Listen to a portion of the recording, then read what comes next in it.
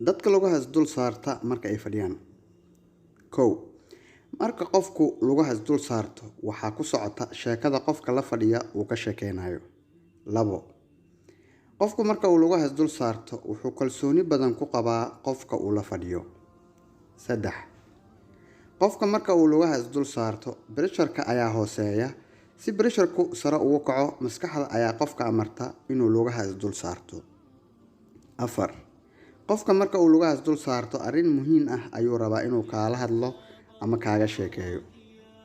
Shan, marka qofku lugahaas dul saarto waxay u badan tahay haddiiba uu sheekadu markaas isagu wado inuu run sheegayo.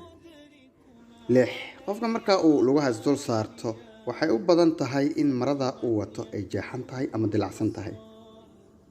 Toddobo, qofka marka uu lugahaas dul saarto ma rabo in hadalka ama sheekada laga dhex galo. Sideed, qofka marka uu lugahaas dul saarto kulan kale oo aan kulankan ahayn inuu qofka la qaato ayuu danaynayaa. Sagaal, qofka marka uu lugahaas dul saarto waxa dadka kale ay u sheegi jireen wax ka duwan ayaad uga sheekeynaysaa. Toban, qofka marka uu lugahaas dul saarto ma jecla in fadhigaas dhaqsi aad ku kala tagtaan, waqti dheeraad ah ayuuna ku ogol yahay.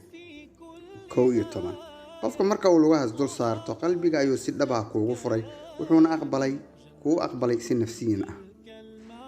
12, qofka marka uu lugahaas dul saarto xitaa tel kale haddii uu soo dhacayo waxaa laga yaabaa inuusan ku baraarugin ama qaban. 13, qofka marka uu lugahaas dul saarto cod degan inaad kula hadashay ayuu dareemayaa, waana sababta inuu ku dhageysto uu sii jecel yahay.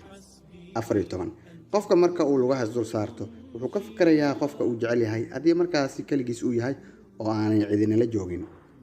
15, qofka marka uu lugahaas dul saarto ma daneeyo waxa hareerihiisa ka socda, attentionkiisa dhanna hal meel ayuu ku sii jeedaa.